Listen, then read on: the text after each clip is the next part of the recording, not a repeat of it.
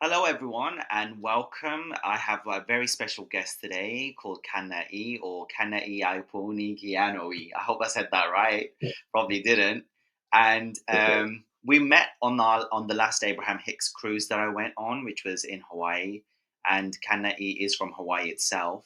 So welcome. And this is we've been planning to do this for a while. So how are you today? I'm good, thank you. And then for reference, my name is Kana'i. It's pronounced Kana'iaupuni. Thank you. Kana'i. Okay, thank you. What does it mean? I love hearing. I love full names, and I love hearing the name meaning. So Kana'i, it basically means the understanding of how things work. Essentially, I mean, there's a more in-depth explanation, but I don't want to take so much time to explain. It basically just means someone that takes the time to understand how things work. And that's very poignant because it is very much like how your brain works. I would say. Correct me if you're wrong. So my full name is Manjinder Singh Sidhu, and that's Lord of Mind, or he or she who has control over their mind, Lion and Warrior King dynasty. And I like that because I love to meditate, and I was a monk in a past life, so I feel. Um, and I remember seeing you when you got called upon to stage for Abraham Hicks. You were one of the lucky ones, or unlucky ones, to be on the hot seat.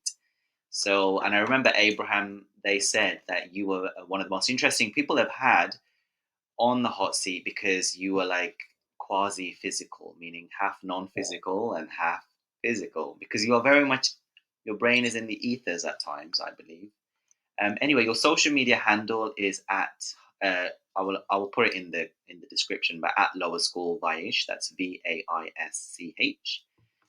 And yeah, let's kick off by understanding more about your background, your history, where you are, who you are, whatever you want to tell us. Um, Um, I mean, pretty much, I grew up in Hawaii my whole life. I was in the military briefly, and that was kind of like my opportunity in life to go and like travel around. And I only went to a few states, and that was like the first time I really left home to go anywhere. It was fun. Didn't stay in there very long, and then I came back home and just kind of worked. I've only really gone to high school. I haven't done any like extra schooling or anything. Yeah, and that's pretty much it. I live with my family. It's just me and my sister in this house, and we live on our family's farm. And she kind of tends to it, and she does her own thing on the side. And then I pretty much just go to work and come home, and I do research on the side. So some of my research that I do is I take cultural understandings, and so in Hawaiian culture we have this thing called the kumulipo, and we also have stories called mo'olelo. And so mo'olelo are kind of more of like these subtle myths that are, if you were to liken it to like Greek mythology, how they have the stories of all their gods and stuff. And mo'olelo are something similar to that.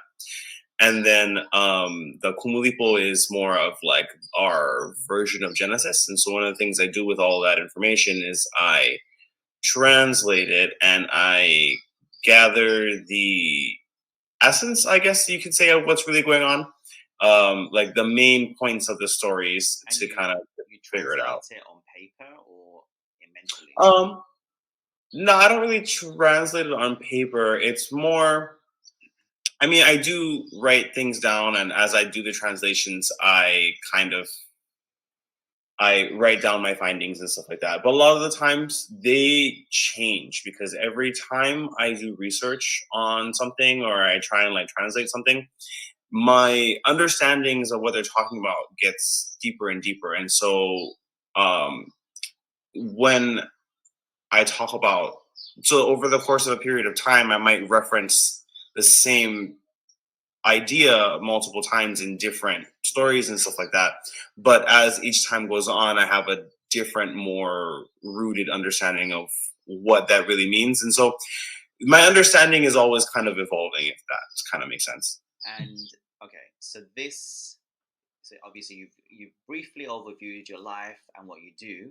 You didn't get so much into your early life, which if you want to, I'd like to, because your name obviously means the person who translate. What was it again? Figures of things out, like understands life or So something. na'i just means to. So na is more of like the idea of like gathering information Yeah. from what you're observing, and then the e part is about um, taking it further in serving you, essentially. And so you're a very fascinating person, very fascinating person, and I want to understand where this fascination with understanding things. I feel like names sometimes kind of almost predestine who you're going to be.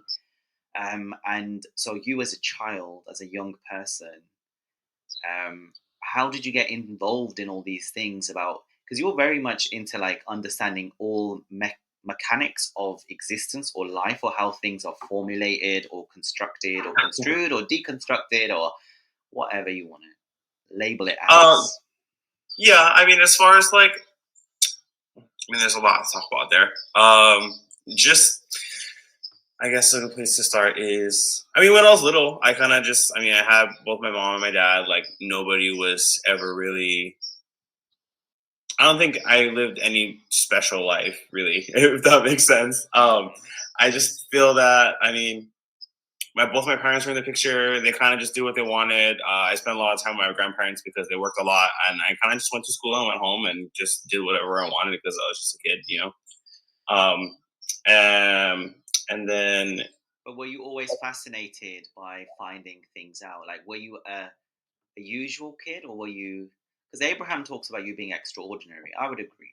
So, were you an unusual child? Because I've hung out with you quite a bit, and I know like sometimes you can stare at a puddle for an hour and understand what's going on in that thing. Like, it's that's amazing. so funny, actually. That you mentioned that. I went on this hike with my not really my friend, but just some guy.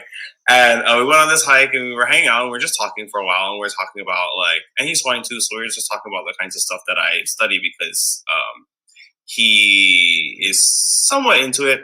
For just brief background about like Hawaiian culture stuff, it's a very, I wouldn't say sensitive topic, but it's something that people have very strong opinions about and people can get very heated and invested into all these things. But a lot of the time it comes with a lot of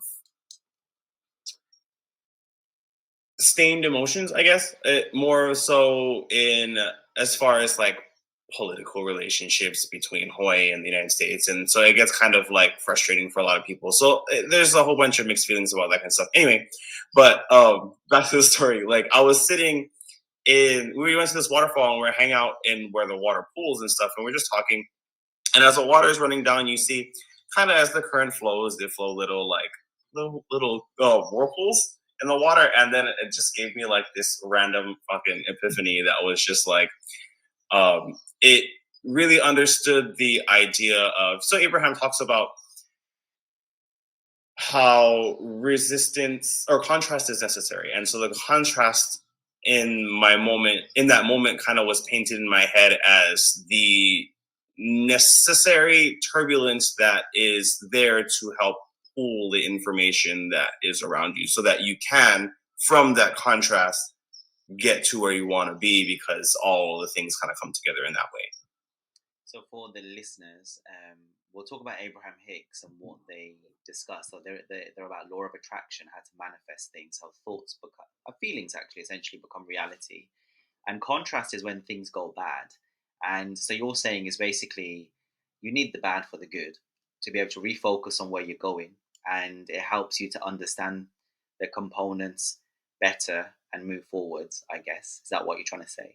And In a sense, but it was just more understanding like the fluid dynamics of energy, if mm, that makes sense. So it didn't necessarily paint me the most in detailed picture about what pieces are actually in there and how they're coming together, but the fact of the matter of like just the idea of how everything moves together in the same way that water flows and that water, you know, as each individual little stream or current in the ocean kind of converges to create the tides of the world essentially, with other things as well. It's just more understanding the basic mechanics versus plugging in all these numbers into the equation to actually understand what the specific outcome you're going to get. You kind of get a broader view of what's happening without getting too deep into the specifics. And were you always like that as a kid, someone who wanted to figure things out? Yes, but as a kid, it would, and I feel like everyone is like that. It's just people don't always produce a scientific answer. So, talk about inspiration. Abraham talks about inspiration. I'm inspired to science things because science things are what really interests me and pleases me and makes me feel really happy, because my understanding of that is what is my happy place, I guess, to put it in a really, really simple way. But for other people, I also see it in like other things. Like I play video games, and in my video games, a lot of the time in the lore of the games, like the stories in the background or the mechanics of the screen itself, while I'm playing the game, things will pop out and show me, and like I'll just have this thought that comes to my mind, and it kind of just pulls all those things together very briefly. And so it happens all over the place, whether it's like science stuff or just something as simple as being like, when you're walking around the grocery store and then before you check out, you're like, oh shit, that's right, I gotta go grab this and this. And then you grab it and you're good. It's Is this that natural kind for of you, or like because you said that you didn't study much further in your education, but is it natural for you to get all this science information, or you have to research it in depth? I feel that it is. So there's a certain point where there's like, imagine you have like a tool bag, you know what I mean? You have like your bag of tools, and that is in essence kind of like your life experience. And so what I'm saying is the science that I know, because I didn't go further into schooling, um, what I know is being resourced to supplement what I learn. And so I basically, the way that I learn is, instead of trying to hear this new word that I've never understood and never known because it was made up by some group of scientists or whatever, because this tends to be the most accurate way to describe what they are observing. Like, I don't know that, you know what I mean? I don't know all these words and stuff like that, but I do have an understanding of what they're talking about because I work off of what I already know, not trying to figure out what they're seeing. Does that make sense? Yeah, Because a lot of the time when people, so take for example, like when you take college courses and stuff like that, in order to take certain courses, you have to take your prerequisites. And what the system essentially is trying to do is trying to give you that foundation to work off of. But you don't have to try and build a foundation to learn something new. You can just start where you are. yeah, and your knowledge is quite extensive. I know you're saying that you didn't learn the terminology, but I feel like you do. So I want to move into, you talked about Hawaiian spirituality, but I want to talk about spirituality in general, how you got into that. Were you always into it? And then Hawaiian spirituality as well, because it's very interesting. I think I was like always into it to some degree. Like growing up, my parents, my grandparents, they're like kind of Catholic and stuff. I wouldn't go to church or anything. Like my mom was very like, if you want to come, you can come, and if not, you can just stay home. And so I was just stayed home. Like I went a few times. The only time I go to church is for like big family gatherings. But I didn't really take any huge clump of inspiration from any one kind of place. It's kind of just like I live my life the way that I want and I do what I want. And that's really, really kind of it. I mean, of course, growing up, I didn't have as much freedom because anybody growing up with parents, you have to do what your parents say, you know what I mean? But as far as that kind of stuff, I mean, I was always to some degree self-interested, and that's kind of spiritual in its own way.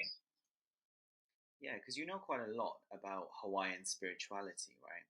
So Yeah. could you summarize, like, for a person who doesn't know anything, like what's the So I guess a good place to start is, so there's kind of different ages of Hawaiian spirituality, if you want to call it that. There is like the modern stuff, which is a mix of Christianity and like Catholicism or whatever, mixed in with we have our deities in Hawaiian culture. The more well-known Hawaiian culture and Hawaiian spirituality is going to be talking about like Ku Lono, Kanaloa, like Pele and all those kinds of things. Those are like our pantheon of gods that we have essentially.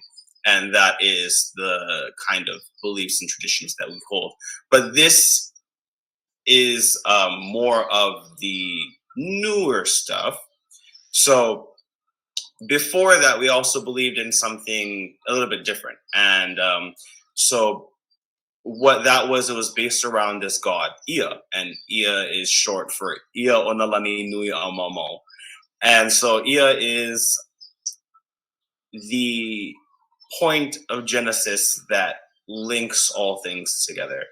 And in the sense that, you know, how they kind of talk about in Christianity, God spoke and then everything just kind of came into existence. Essentially, Ia is that. So Ia is seen as both male and female, but that translates very differently in Hawaiian, because what male and female really is talking about is your potential versus your focus, where the masculine is the focus and the feminine is the potential. And so Ia is both of those things because Ia knows how to balance both of those things. It knows what step in the process it's at. And through that, it created all of existence, essentially. Very, very brief summary. So but most people don't know about that kinds of stuff, because even Hawaiians don't talk about that kinds of stuff, because Hawaiians barely even know about Kulu, Pele, and Lono, as far as like the mass. You know, there's a lot of people who do know a lot. Due to colonization, you would say? Yeah, I mean, I don't really like to talk about colonization though, mostly because it doesn't really do anything for anybody. Like it's good to know, I guess. But I mean, a lot of the time I think about it, especially more so recently, like people talk about it and then they just feel bad, or they just feel like that was really fucked up. Like that doesn't really do anything for anybody. You know what I mean? Like it's about it shifts the focus onto something that I don't like to focus on. So going back to, was it Enoch? Enoch or Eno? Ia. It's IA. Sorry, Ia. The masculine and feminine energy. So when they created the universe or universes, was everything masculine and feminine in everywhere, or what was it? What it's masculinity and femininity in the way that we see it is an expression of a concept, whereas the masculine and femininity that Ia has is the practice of that concept. So for example, this is kind of why women are the fertile grounds for producing the child, but you also need the focus of the man to have the insemination part to then even allow the baby to be formed. You know what I mean? Does that kind of make sense? And so it's not about feminine tendencies are this, or masculine tendencies are this. It's more of, you can kind of look at it more in the idea of light. You know, there's black light and there's white light. The feminine is black light and the masculine is white light, because in the darkness you have the potential for anything and everything to exist. This is why people are scared of the dark, because their imagination runs wild and they just imagine things that are scary in the darkness, because they really, really don't see anything, you know. Or if you do, you create these things in your head about it. And then the white light is the light that defines the darkness, because when you shine a light in the dark room, you can see what's there. You know what I mean? And that's the essence of it. It's not about acting masculine or acting feminine. It's more about these are two steps in the process. It's the energy as opposed to the gender. And when you said femininity is dark and masculine is light, it's very interesting, because if you look at lots of different cultures around the world and religions and spirituality, they talk about femininity, masculinity, and we'll progress into LGBT in a moment, because you're part of that community. Correct me if I'm wrong. And basically, femininity, I have recently come to hear also that femininity is seen as dark, right? And when you come from a divine perspective, the divine masculine sees the feminine as a dark individual. And throughout history, not femininity, the energy of feminine, or whatever you want to call it, has been feared rather, and also revered, but also feared and then dominated by the masculinity. Is there anything like that in Hawaiian culture? I mean, so Yes, but I think, I mean, you can kind of come into the idea of colonization versus contemporary and tradition. So it's all the same thing to me. And so my understanding of what you kind of just said is more like, you have these preconceived notions about this and this, and everybody has their own ideas of what their own ideas can be. And so people look at things long enough and they hear things about it long enough and they kind of just identify this idea with these subcategories of thought and stuff like that. And you kind of just form structures about things that you look at. And so, in any way, and the reason why I'm being so general about this is because when you get too specific, you kind of lose sight of like what's really there to serve you. You know what I mean? So Like, yes, are you people talking think. about labels constricting you and hindering you in a way, getting you locked into something? Yes, but I don't want to say it in the way that labels are hindering because they aren't. You know what I mean? It's more so the idea of you want to know what purpose they serve so that you can utilize them to the best of your ability.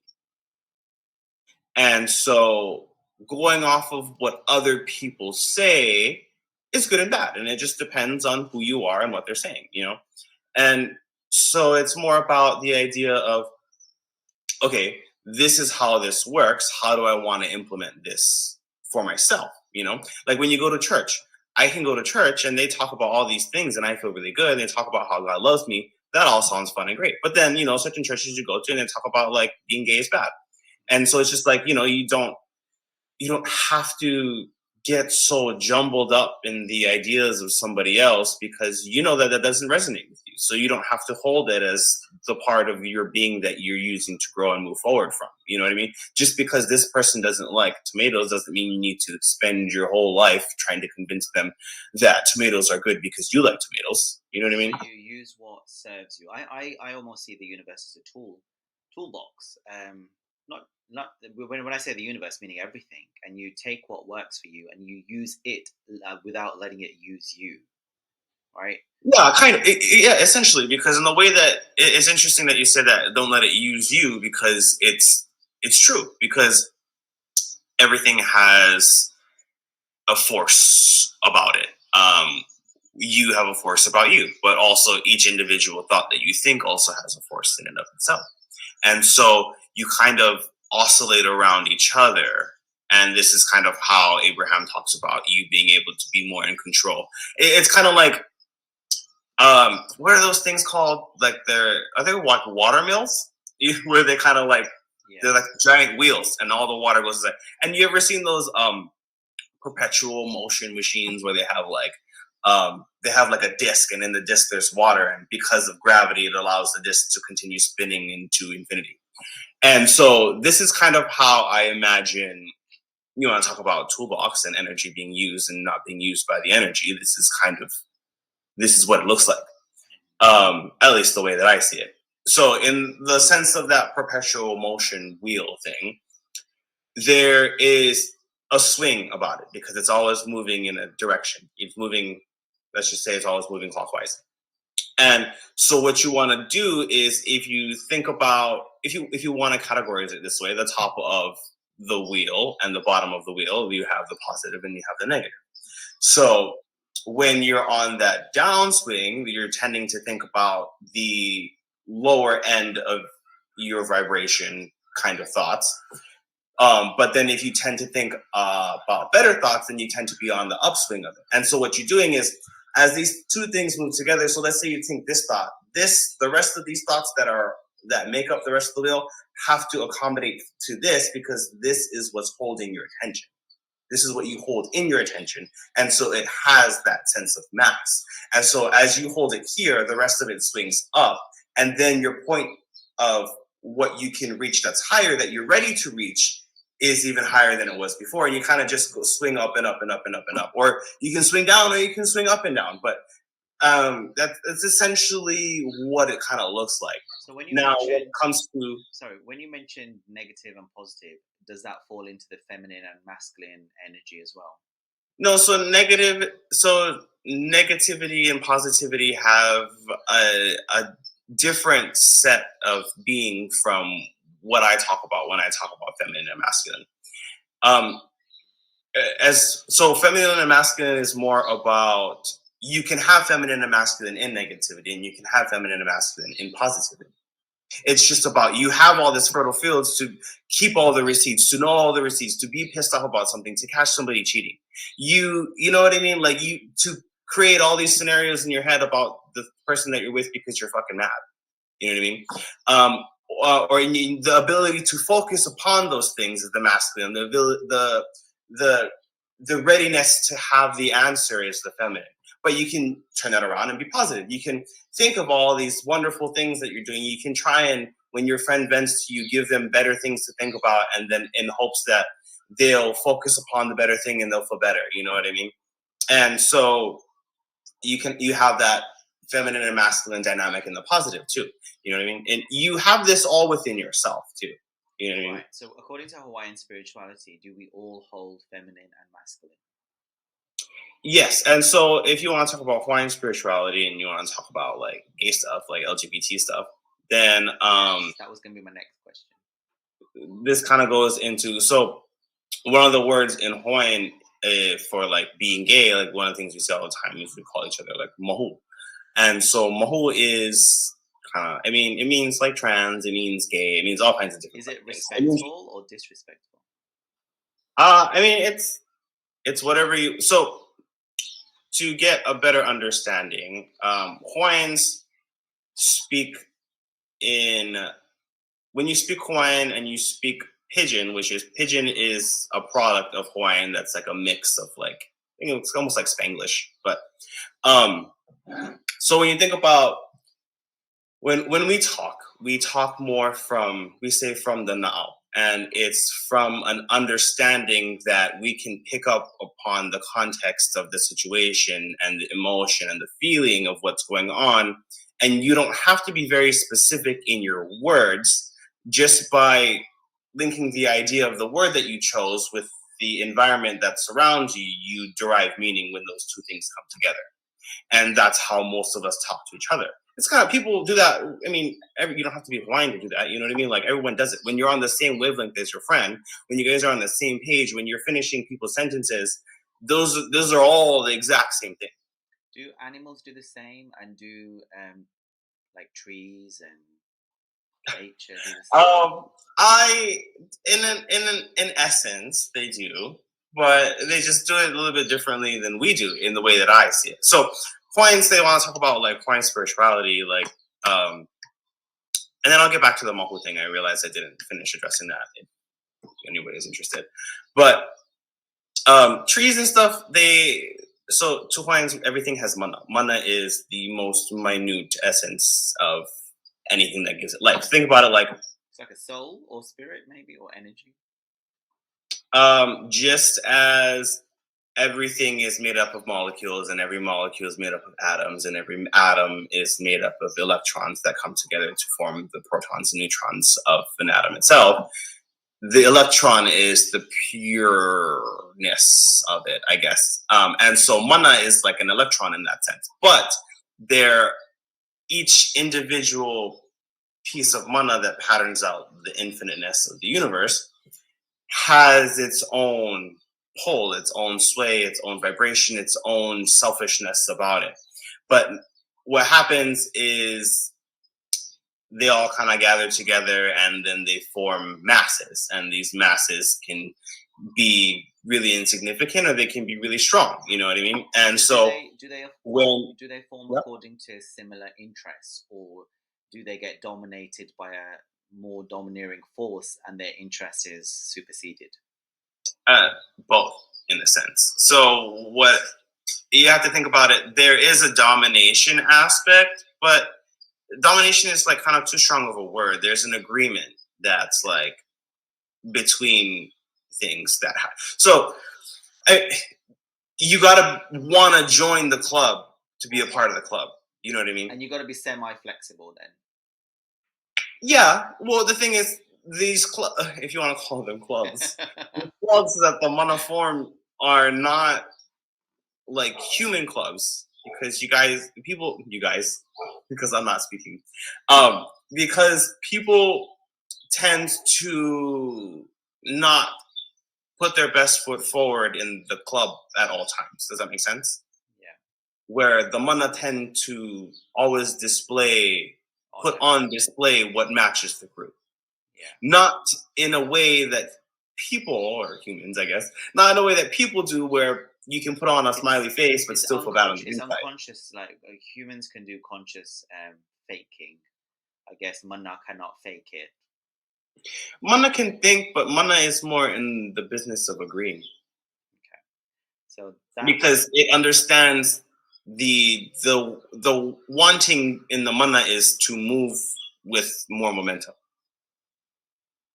okay.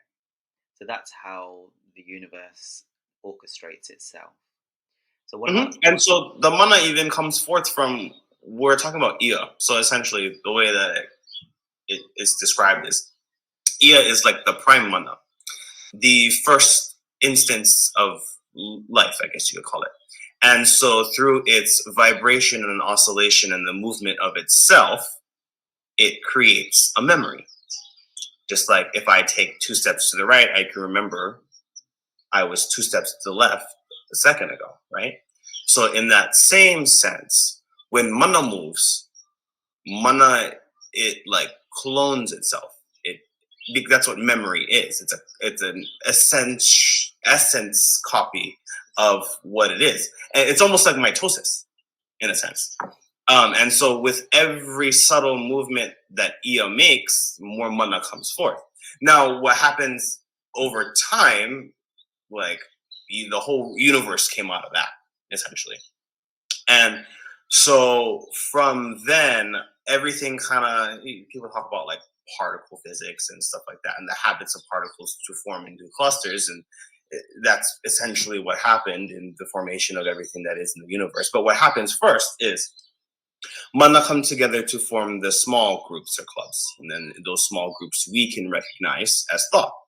Those groups come together and they form kind of like spokes on a wheel, but then the 3D version would just be like, if you ever just imagine like a styrofoam ball and you have a toothpick, and on each toothpick you have like another smaller styrofoam ball on the top, and you kind of just poke a whole bunch, and then you have a whole bunch of, and you have like a different layer to the sphere going on, and then you have like the core and the structure, right? A molecular structure is being constructed. Yeah, and so it's kind of like that. And so what happens is, as all these thoughts form around the core idea, they have a tendency and a trajectory to move in a specific direction or to swing in a specific direction. And that swing is what you register as emotion.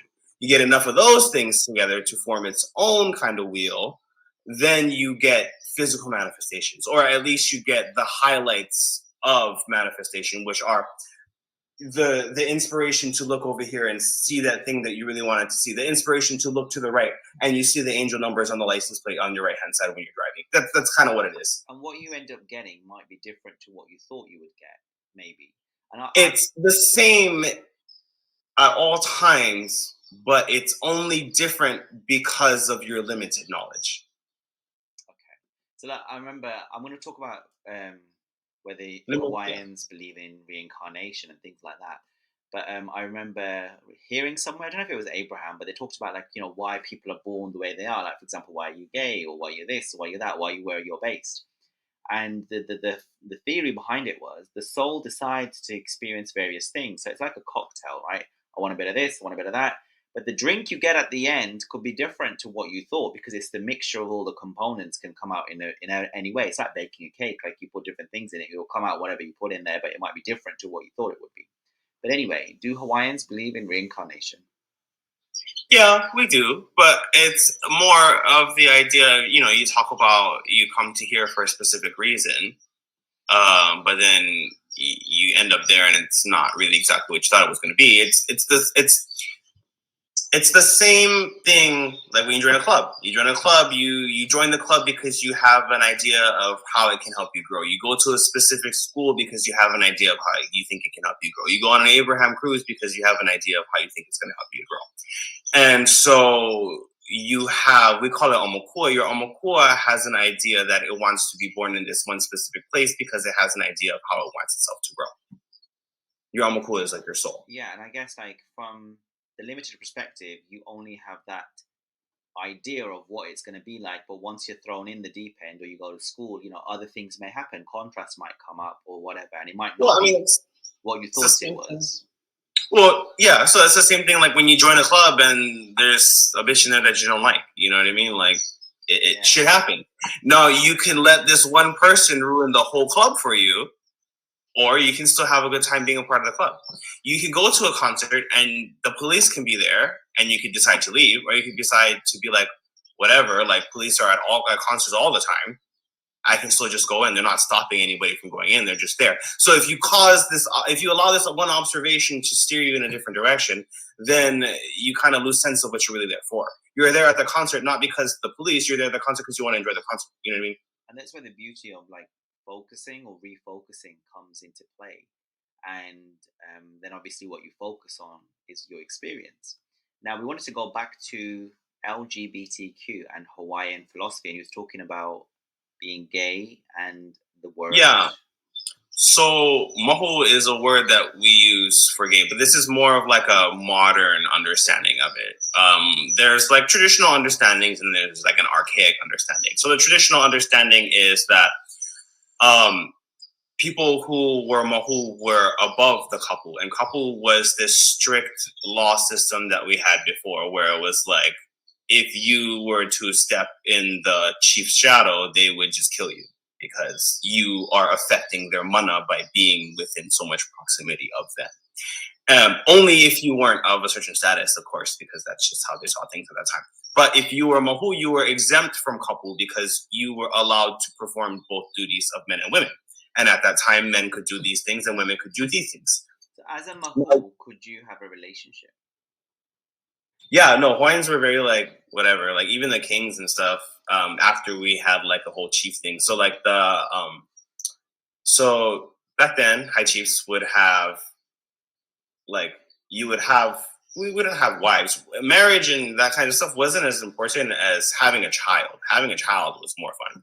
The way that they had things set up, like even the chiefs and the kings even recently, like they had these things called like Kana'iaupuni, and they would have so like the men would have wives and then they would have guys on the side that they'd fool around with.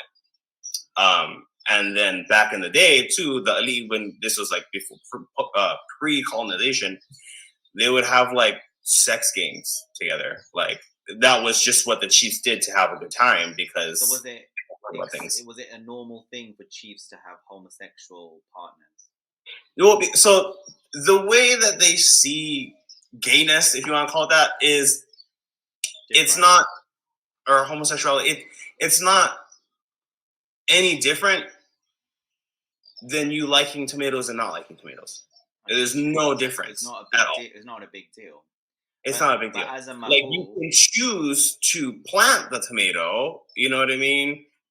Or you could choose to eat the tomato or not eat the tomato. There's a whole bunch of things that go on that when you look too deep into it, you just get jumbled up in all the fucking information and you kind of lose track of what you're really there for, which is to enjoy the experience, you know? You've sworn a lot of times on my YouTube, but that's fine. I don't know. Oh, I'm sorry. I didn't know it was. It's all good. It's all good. So, as a mahu, though, you had these certain privileges to be able to do both male and female duties, but perhaps most of society was slightly flexible in just experimenting because there was no hard, fast rules about what you were. But as a mahu, you were just one or the other, right? You weren't bisexual, or you were? No, so, and this kind of goes into what the archaic meaning of mahu is. So a lot of people think that nowadays mahu is more so associated with transgender people.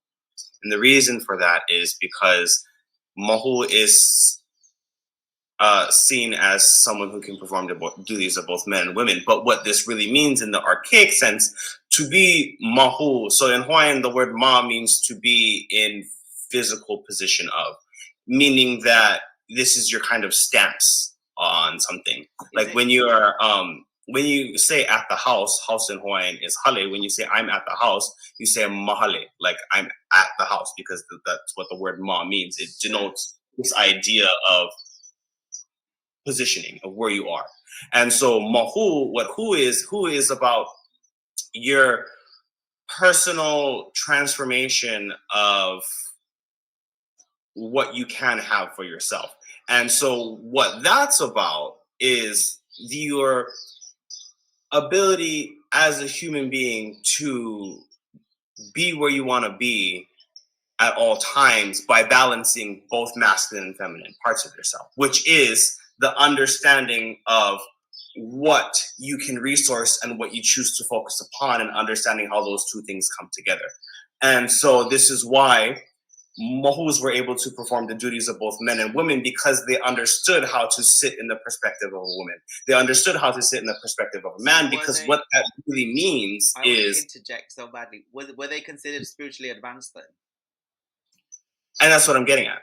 Okay. And they were considered, and this is why they could perform duties of both men and women, because they were spiritually advanced, essentially. So Mahu was more like, in essence, like a title.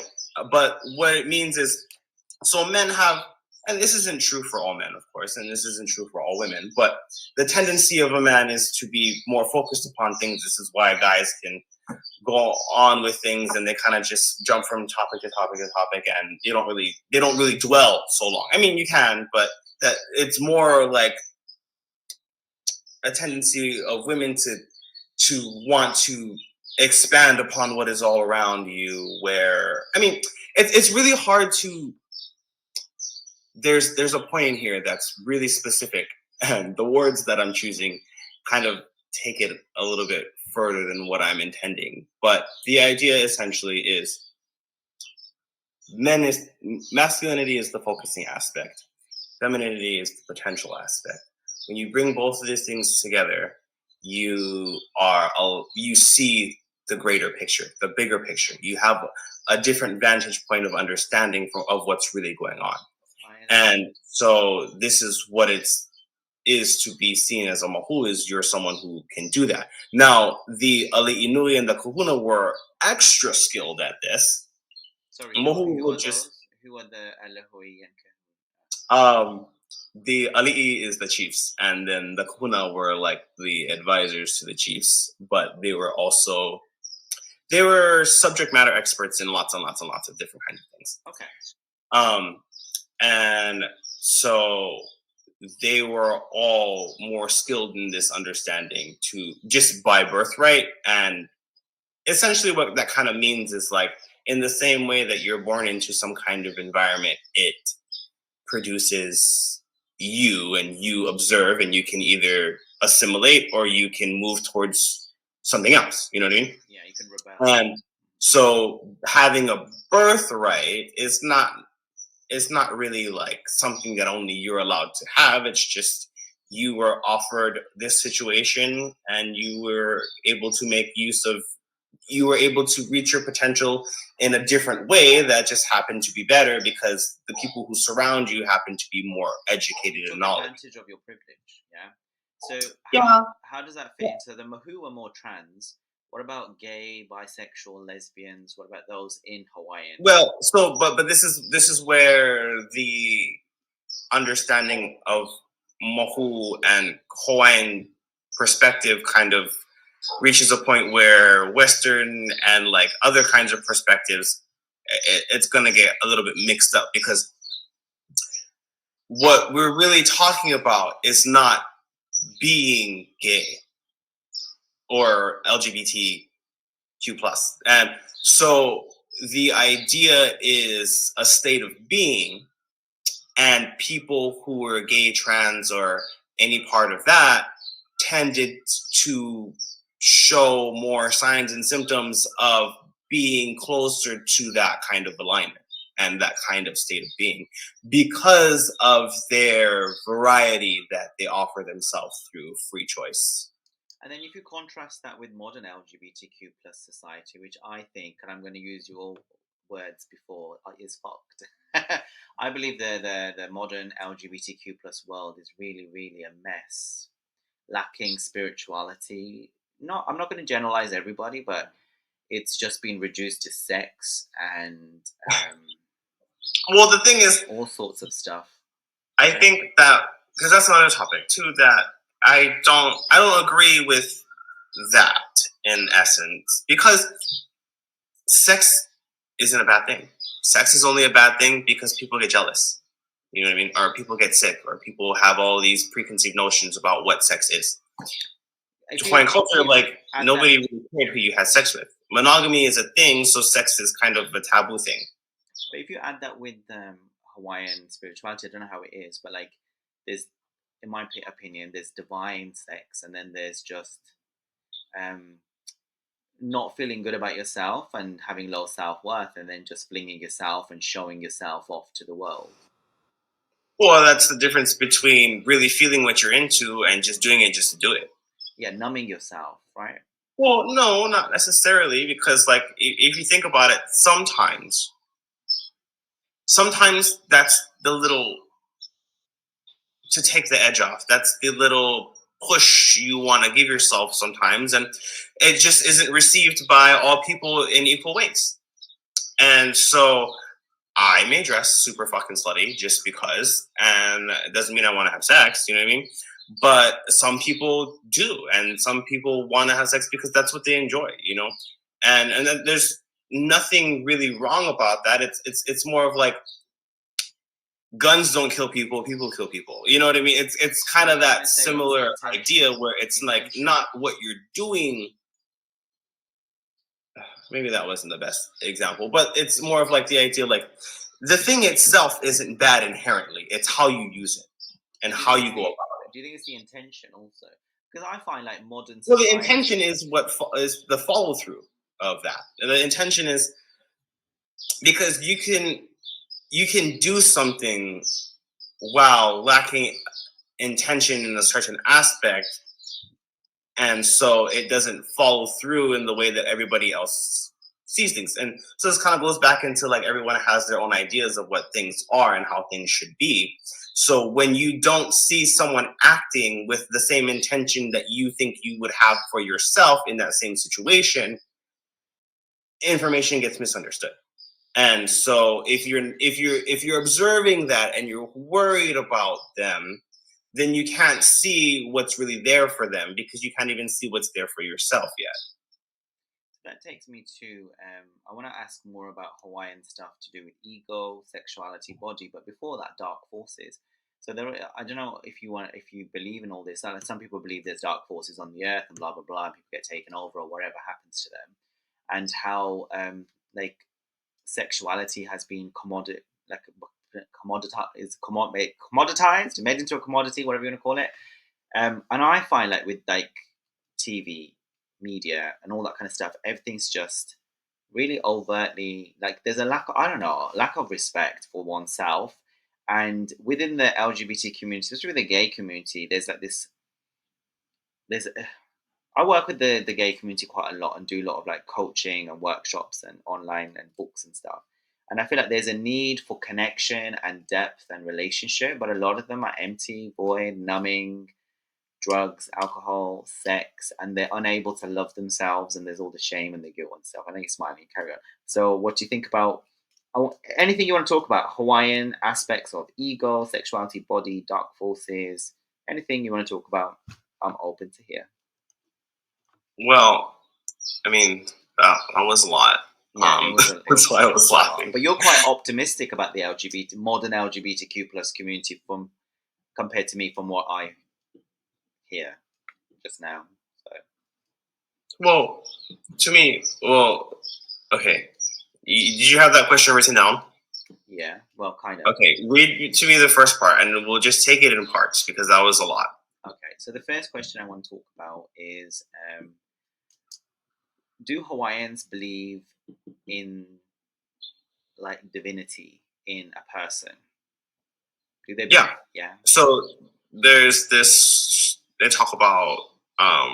There's one story about everybody when their life experience is like this journey up the mountain, and all you have up the mountain is this bowl, and the bowl is your light. And so as you travel up the mountain, you can make your way whichever way you come across people, shit happens. And so, the only thing you have to do is you hold this bowl of light. and you carry it around with you, and it goes everywhere you go, and your journey is to be at the top of the mountain. And so what happens is, as you live your life, every time you feel negative emotion or anything like that, it's like putting a rock in your bowl. Not only does it make it heavy, it also blocks out and obscures the light. Now, when eventually, when you reach the top of the mountain, and of course, if you want to, you can always just turn the bowl over and dump out all the rocks, but people don't allow it to be that easy for themselves a lot of the time.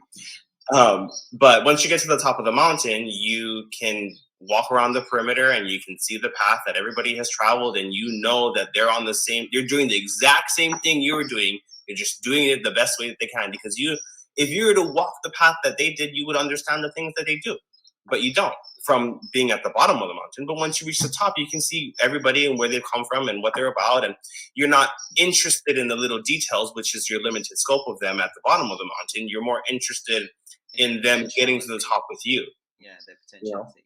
So in that sense, is there like certain, not I don't want to say laws, but certain ways of being to be your best self? The only law is just don't hurt anybody intentionally. You know what I mean? And even that is kind of more of like it's it's not something that I really want to make a huge point about, because really there's no rules. But the only rule is, you just want to be nice, because that's your quickest way to get where you want to be. Not being nice and showing face, but being nice and being genuine. And And being genuine is more about being self-interested than it is about anything else. and it, Being genuine is self-interested, because to be genuine is to know who you are, and to know who you are is to be self-interested. Because if you ever have those people who just have a hard time making decisions, and they're trying to ask you to help them make a decision, and you're just like, hurry up and make a decision. Like, it doesn't really matter what you do. I don't care what you do. Just make a decision. And they're kind of just like going back and forth with you, and they're kind of like just holding themselves in a place that doesn't allow them to move forward, because they don't know who they are, because they're more interested in you than they are in themselves. yes, and then when you only said not to harm another, it's also not to harm oneself. And I find with quite a few people, they're so numb to themselves, they don't know what's harming them and what's good for them. Well, that's what being self-interested is. You know what I mean? Yeah, Like, not having that's that what being connection. genuine is. You want to get to know yourself. And a lot of times that, especially when I first started to hear people say things like that, I was like, what does that even mean? Like, I'm myself all the time. But to be self-interested is to really try and feel the subtle pulse in your body and in your thoughts, and when you think about something, to just be like, okay, what am I talking about? Just taking a moment to have an external Awareness. experience about your thought, rather than to be so deep into the thought. You know what I mean? Instead of being surrounded by everything that forms the thought, to look at the thought completely. You know what I mean? Because if you're surrounded by the thought, then you can only see parts of it. But where if you take a step back, then you can see it as its whole. Yeah. And so that's kind of what you want to do with yourself, is like, anytime you do something, you don't have to make a judgment about what you did. You just got to be like, okay, that felt good, or that didn't feel good, or I don't really know how that felt, and that's okay. And all I can do is just wait for things to move faster until I'm sure, if I don't know, or try and think about something else that would make me happy if I'm feeling bad, or just think about more things that make me happy if I feel happy. And then And so then you have to. There's almost like a buffering, like a yeah. Abraham calls it like a germination period, but there's like a period of time where that's not going to make sense, and you kind of just have to trust the process for a little bit, and then when you get to a certain point, you'll be like, oh, okay, yeah, you know and so you kind of just gotta just be in your happy place as much as possible, and when you're there, not consistent but like regularly enough, then you'll start to see things start to come together, and you'll see subtle things like really fast, but you'll get the bigger picture in time. and do you think most people are in their happy place? Yeah, I think you're in your happy place all the time. It's just like I said, when you're surrounded by your thoughts, sometimes you're just only looking at a piece of it. You know, Okay. when you're upset, it's because you misunderstand You don't have the wider in a perspective. very general sense. You know what I mean? When you're upset, it's because you lack information. And not to say that you need to go and ask everybody else for a million things because you need more information, but to say that you lack information about yourself because you're not understanding that this isn't where you want to be. What about ego? Do Hawaiians talk about ego or anything like Yeah, that? your ego is just a part of you that you built up because you're lazy. And then dark forces, is there any element of that in Hawaiian? Like, is there there's good and bad, evil, and all that, No, there's no such thing as or bad. things that There's attach to you and stuff like that? no. I mean, that's the ego essentially. Yeah. Okay. The and I don't want people to misunderstand because the ego is a very, very, very general word. You know what I mean? It means so many different things. It's more of the idea of like, people talk about programming all the time. If you are a regular person and you go out into the forest, you're just going to see bushes and trees and grass. If you are a botanist, you're going to go and you're going to see every individual plant for what it is. You know what I mean? You're going to know the difference between this tree and that tree. You're going to know the difference between this plant and why these roots are growing this way instead of growing this way. You're going to know all these things. All that information is still available to the regular person. You just didn't take the understanding far enough to see that. And so what I'm getting at is the botanist develops an ego about understanding plants, and so it comes naturally when they're in the vicinity. The ego pulls that information from the environment so that you, as the observer, can make that correlation and recognize those things. So, going to the regular, average, everyday person, these are the habits that you form for yourself. And when you form a habit, it becomes automatic. And so what the ego is just the automatic version of yourself that you put in place because of the life that you live. You can change it though. You can change. Yeah. You're not going to be able to just throw it all away, but you make modifications and you tweak it as you go. You get stuck, you can change the gears. So in that way, in Hawaiian culture or spirituality, is there like certain ways that you should express sexuality or your body? Because I remember you said that marriage wasn't the key; it was having a child. So was the Well, it's not that it was the key or not. Like, don't focus? misunderstand Sorry, that. But focus. like, it's more. It just wasn't seen as. So was it a What's polygamous coming to my society? mind right now is when I think of Christianity and that kind of thing in terms of marriage, why that is held so highly is because marriage is between man and a woman. Mahu is the marriage of the internal man and woman. Yeah, And divine so divine there's that union. correlation of understanding the exact same thing, but expressing it in two different ways. So really, really, being gay and having and getting married is the same thing. It's the same thing. Shall I say something funny? I had a dream the other day where my inner masculine and feminine got married. It's Because you so know you're gonna have this conversation. yeah. Well, maybe I don't know. I think about these things anyway. Okay, let's move on to. You talked about the thing about getting to the top of the mountain and then you see everyone the same as you, and then we talked about the fact that everyone is happy anyway, but their focus or ego, or whatever, gets in the way. The lack of limited information gets in the way. I want to talk about projection and mirroring and how everything is you pushed out, right? So if you are in that place of peace and serenity or joy or love, happiness for most of the time, you will see that, right? That's manifestation. What's your thoughts about the universe being us pushed out, or everything is our own? Like right now, I'm seeing you as me, and maybe as me. I don't know. What do you think? Um, I think I don't know because you said a lot. I don't know. But So talk about basically projection, mirroring. Like the creation of reality is like just yourself, What do you right? want to know about rejection? Like what about it? Not rejection, projection.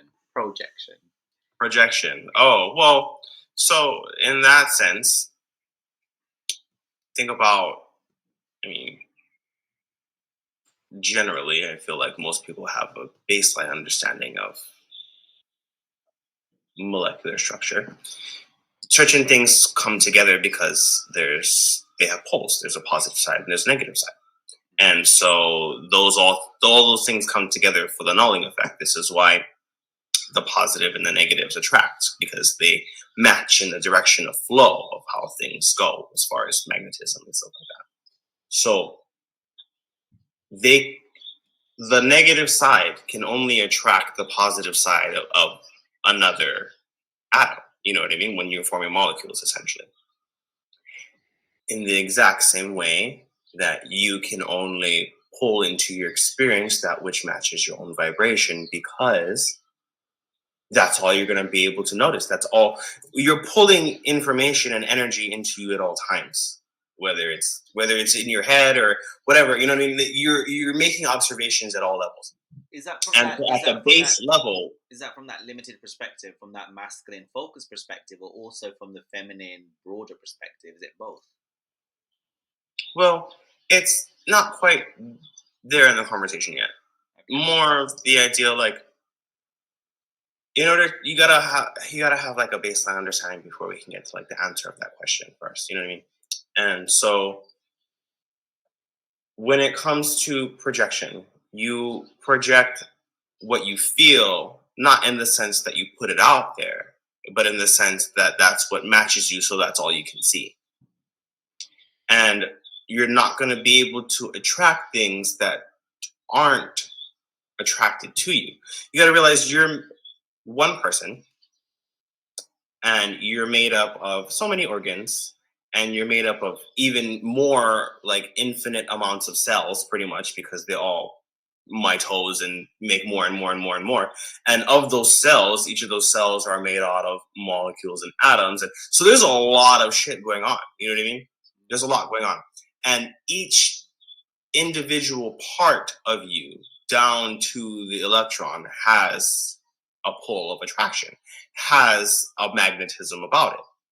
And so this is what you recognize when you walk into the room and two people are arguing and you can just feel the tension.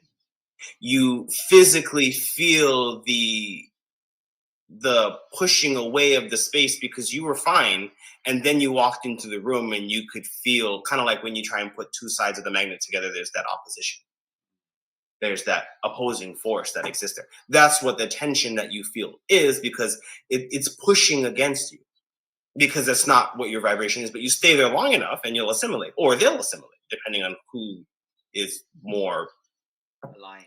determined, is a good way, I guess, to say it. Yeah. And so knowing that, if you can feel the tension in the room because of your own magnetism, then you can, and you might not know the details of it. You don't know the details of what's going on necessarily, but you can still feel it. Now, go and flash to this event where you know what's going on, and you're at work or something, and you're having a good day, and people are like, you tend to give people the benefit of the doubt when you feel good, right? And so that's projection in its own way. You tend to assume the worst of people when you don't like them, and that's a projection in its own way, because you don't feel good, so you assume not good things about that person, because those vibrations match. Those things are seamless in their flow. You can't have a positive and a negative together, only negative and negative together. Now, when we talk about magnets, it gets kind of confusing because magnetism works a little bit. And when you It talk looks the about same, but it's different. But essentially, like, energy-wise, because when you talk about atomic structures as well, negative and positive attract, and yeah. so I get when you. it comes to projection, you can only see what you're about, not because you're trying to hurt anybody, because the intention is different than the vibration. You end up hurting yourself, though, don't you? And Huh? when you get out of this limitation, almost being enlightened, I perhaps believe, does that mean your ability to manifest is like infinite and broad, or do you use it as a tool to be able to get what you want when you want? Well, you gotta understand, like, It's once you focus. get to such a point, though, too, um, you still have to put in work in a sense because you have to build the momentum. You can always be in a good place, Mm, but you still have to build momentum because in a good place, it's easier to fall to a not so good place because there isn't enough momentum moving you further in the good direction because you don't quite have a strong sense about where you're going yet. You know what I mean? So you could be sitting in a high vibration, but acclimate. And because you've acclimated, everything around you is the same as you. And so you don't really feel necessarily really good or really bad in any strong sense because everything around you matches. And so it's when you get to being in a good place all the time, it's still about being deliberate enough to flow the energy in the right direction, in a direction that benefits you because you just got to be aware of those kinds of things, you know. It just comes with practice. And so the manifestation comes when there's high momentum. The bringing forth things that you can recognize and feel very strongly about comes with high momentum. It's not the vibration in essence, it's the momentum.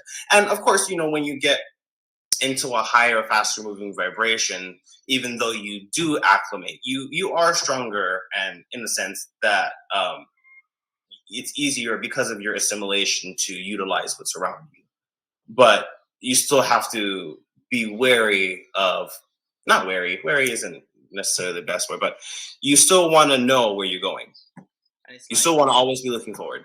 there still will be contrast. So I used to do a lot of Vipassana meditation retreats, silent retreats, and they talk about like you get to a certain stage, but then still you have, they call them sankharas, like old defilements from the past. They talk about past lives or whatever it is.